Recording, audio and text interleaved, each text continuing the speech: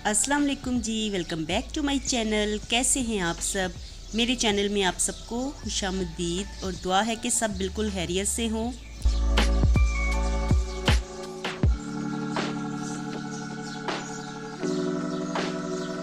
तो जी सबसे पहले तो आप लोग अर्ली मॉर्निंग देखिए, परिंदों के चहचहाने की आवाज़ें सुनिए। इतना अच्छा लग रहा था ना, यहाँ पे टेरेस में इतना रिलैक्सिंग वेदर था ना, तो सुबह सुबह में परिंदों की आवाज़ कितनी अच्छी लगती है। ऐसे लगता है जैसे सुकून सा आ गया हो।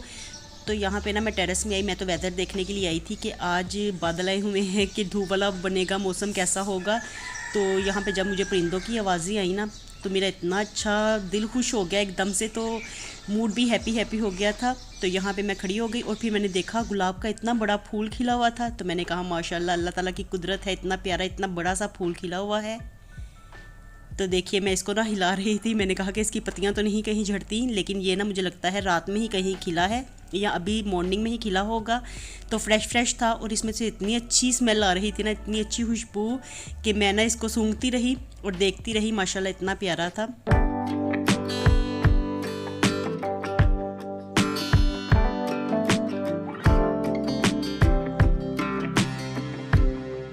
और अपना बच्चों के स्कूल जाने का टाइम हो गया था। जल्दी से मैंने फिर आके ना मुर्तज़ा को उठाया।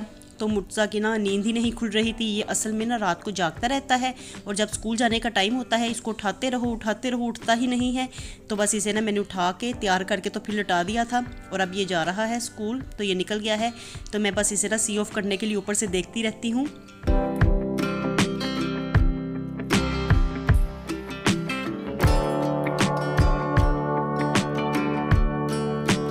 और जी बच्चों के जाने के बाद तो अब मैं ना आपके साथ डायरेक्टली नाश्ते का व्लॉग शेयर कर रही हूँ। तो जब बच्चे जाते हैं ना तो उसके बाद मैं सो जाती हूँ, आपको तो पता ही है। और मेरी हेल्पर भी इसी वक्त में ही आती हैं, तो यही टाइम फिर ना हमारा स्टार्ट होता है दिन का। तो यहाँ पे मैं बना रही हूँ ऑमलेट। तो इस वक्त में हम लोग ना यही नाश्ता करते हैं। तो डिफरेंट नाश्ता करने की ना हमें आदत है और ना ही हम लोग करते हैं।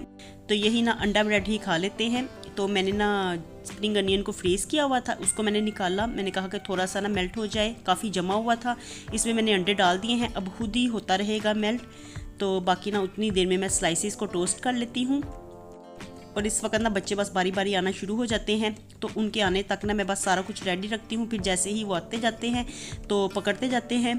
तो अभी ना हनान आ गया था और देखिए अभी राजिया भी आई हुई है। और राजिया ना हनान से डरती है। हनान ना बस इसको छेड़ता रहता है, तंग करता है, तो वो ना डरती है इससे। मुलेज़म आ गई। इधर उधर उधर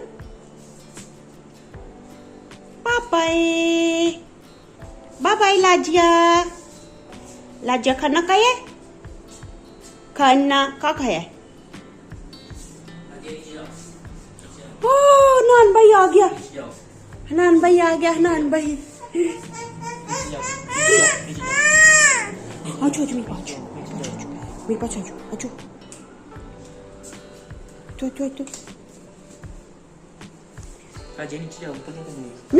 no को हनान भाई no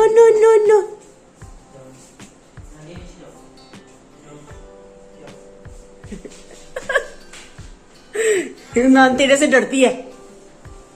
राजिया आज भाग भाग के राजिया। तो जब भी राजिया को देखता है ना हनान, तो बिल्कुल इसी तरह से ही उसके साथ करता है और वो इसको देख के ना फ़ौरन नीचे की तरफ भाग जाती है। और फिर जब हनान इधर उधर होता है ना तो फिर वापस आ जाती है। और मैंने इसे देखने के लिए गई थी, मैंने कहा कि कहीं सीढ़ियों से गिर ना जाए। तो वहाँ पे इसकी मामा भी थी, तो फिर मैं आगे मैंने कहा कि चलो खैर है। ये बाहर ना रैबिट्स देखने के लिए आती है।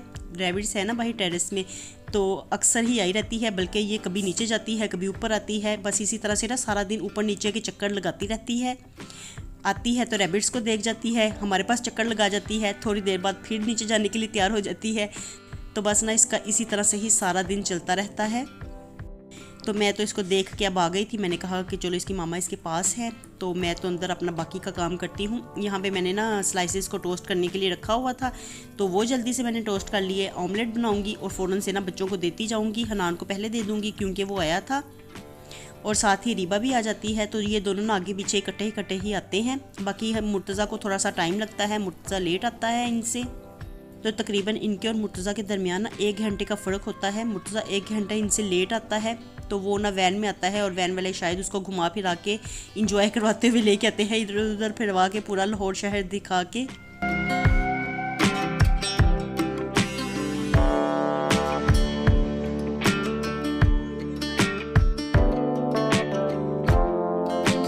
तो चलिए जी, मैंने बच्चों को तो दे दिया था और खुद मैं अपने लिए अब बना रही हूँ। तो ना राजिया भी इधर मेरे पास बैठी हुई थी। मैंने इसकी मामा को कहा कि वो आ जाएगी थोड़ी देर, इस तरह से ना मेरा भी दिल लगा रहता है इसके साथ। तो ये आके ना बस टीवी लगा के बैठ जाती है, कभी मेरा मोबाइल पकड़ लेती है। जब बच्चों ने टीवी लगाया हो ना, फिर उनके पास नहीं जाती, फिर ना मेरा मोबाइल लेके तो बैठ जाती है मेरे पास ही। और हम दोनों ना फिर यहाँ पे बैठ के तो टीवी देखने लगे। मैंने इसको पोइम्स लगा दी थी, मैंने कहा कि आप पोइम्स सुनती रहो। ये फिर ना इस तरह से आराम से बैठी रहती है, फिर ना ज़्यादा सीढ़ियों के पास नहीं जाती, वरना इसके ना पीछे पीछे घूमना पड़ता है। सीढ़ियों के पास जाती है ना तो मुझे डर लगता है कहीं वहाँ से गिर ना जाए, तो इसलिए ना मैं पोइम्स वगैरह लगा के मोबाइल में भी या टीवी पे तो इसको यहाँ पे ही बिठा देती हूँ।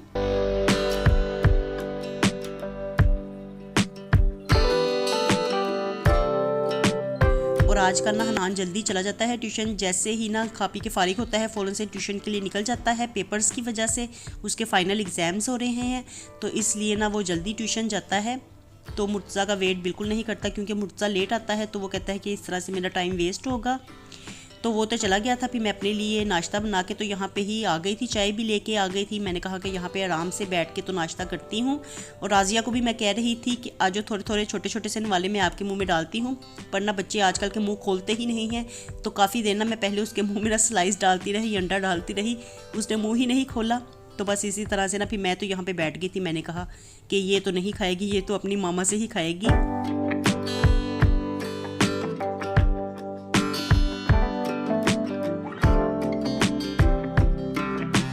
और जी इसके बाद ना फिर मैंने फाइबर शेड लगवाना था। टेरेस में इतनी सख्त शदीद किस्म की यहाँ पे धूप होती है ना कि बिल्कुल भी 1 मिनट के लिए भी यहाँ पे ना मुश्किल हो जाता है गर्मियों में आना।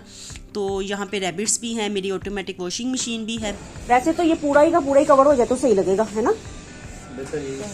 बेहतर तो यही है ना। इसके वो स्टैंड तो नहीं नीचे बनाना पड़ेगा कि बनवाना पड़ेगा ना? ये पिलर जो है इसके ऊपर ही आना, पिलर के ऊपर ही आना। हाँ ठीक है, आप करो एस्टिमेट लगाओ। स्टैंड जो है ना वो फ्रेम बनेगा, फ्रेम बनाना पड़ेगा, उसके ऊपर शीट लगेगी। चलो एस्टिमेट लगा के बता दो।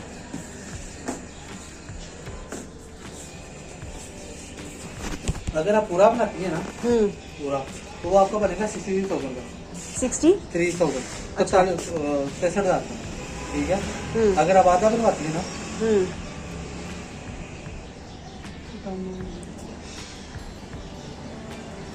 फिर आपका बनेगा 32,500 रुपये का। अच्छा, आगे था बनवाती तो 32,500 का हो जाएगा। इसमें से मुनासिब क्या रियायत क्या करेंगे? तो काफी आपको कहने को बजाय आप करने की जरूरत नहीं पड़ी। अगर मैंने इधर आगे भी आपसे करनी थी, बहस ही करनी थी। ये इतना महंगा बनता है, मतलब ना फैबर है ये सिंपल तो है। नहीं तो नीचे अगर लोहे का बनना जरूरी होता है वो? ठीक है, सीधी वो बनेगा। अच्छी शेड ना खाली ये खाली के साथ वो लगते ही नहीं है पिलर के ऊपर। यहाँ पे अब शेड लगवाना ना ज़रूरी है, तो हाफ़ ही लगवा लेते हैं, क्योंकि फुल तो इतना महंगा बन रहा था। तो फिर हाफ़ में ही डन हुआ, और हाफ़ शेड भी ना यहाँ पे 30,000 में बनना है। तो बस यही मैं ना इसीलिए मैंने बुलवाया हुआ था इनको। तो वो आके ना मेजरमेंट्स वगैरह ले रहे थे, क्योंकि आज मैं ना नाश्ता करने के बाद ना बाई चांस ही यहाँ पे ना बाहर टेरेस में आई, तो इतनी शदीद धूप थी ना, और सारे खरगोश ना एक तरफ कोने में जाके छुपे हुए थे। तो मैंने कहा कि इस तरह से तो बड़ा बुरा है, क्योंकि धूप में हमारे से यहाँ पे 1 मिनट के लिए नहीं आया जाता, तो खरगोश बेचारे यहाँ पे बीमार ही ना हो जाए। तो लाजमी फिर ना यहाँ पे मैंने शेड लगवाना है, तो इसलिए मैंने फिर कॉल करके इनको बुलवाया था।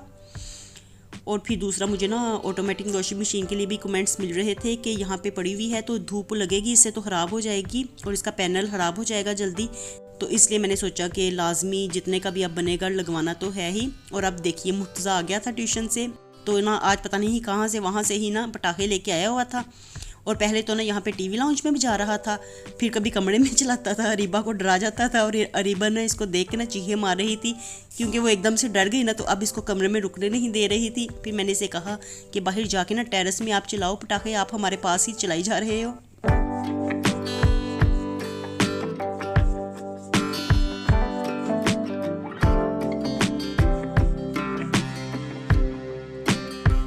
और अब शाम का टाइम था तो मैंने सोचा कि थोड़े से पकोड़े भी बनाए जाएं, थोड़ा सा हम लोग भी स्टार्ट करें, क्योंकि काफ़ी ज़्यादा ना रमज़ान की रेसिपीज़ चल रही हैं और मैं तो कोई ऐसा सच रेसिपीज़ बना भी नहीं रही और ना ही शेयर कर रही हूँ। तो मैंने सोचा कि चलो पकोड़ों से ही स्टार्टिंग लेते हैं, क्योंकि पकोड़े तो लाजमी रमज़ान में खाए जाते हैं। तो यहाँ पे ना मैं लच्छा पकोड़ा बना रही थी। तो इसके लिए मैंने आलूओं को ना ग्रेट कर लिया है, लंबाई के रुख रख के आलूओं को ग्रेट करना होता है ताकि ना ये लंबे लंबे कटें, इस तरह से ग्रेट लंबे लंबे हों। तो बाद में इसको मैंने 5 मिनट के लिए पानी में डुबोए रखा, ठंडा पानी था तो उसमें मैंने डुबो के रखा हुआ था। और अब इसको मैंने अच्छी तरह से धो लिया है, इसमें से सारा स्टार्च निकाल लिया था। और अब मैंने ना इसमें स्प्रिंग अनियन डाला है। स्प्रिंग अनियन ना हो तो वैसे प्याज भी डाल सकते हैं, मेरे पास था तो मैंने यही डाल लिया है। सिंपली आप प्याज को भी काट के या ग्रेट करके डाल लीजिए। अब धनिया मैंने डाला है और मिर्च मसाले डाल दूंगी। तो इसमें बेसिक स्पाइसेस ही डलेंगे, नमक, सुरख मिर्च, कुटी हुई लाल मिर्च, गरम मसाला, ज़ीरा और साबुत सूखा धनिया। और इसमें ना थोड़ी सी मैं अजवाइन भी डालती हूँ, काफ़ी मज़े के फिर लगते हैं, इनका टेस्ट थोड़ा सा ना डिफरेंट हो जाता है। तो देखिए ये पहले तो रेसिपी ना असल में मैंने शूट की थी अपने चैनल किचन फ्लेवर्स के लिए। मैंने कहा कि काफ़ी देर ही हो गई है कि मैंने वहाँ पे काम ही नहीं किया, तो वहाँ पे ये रेसिपी डालती हूँ। फिर मैंने कहा कि चलो यहाँ पे ही अब डाल देते हैं।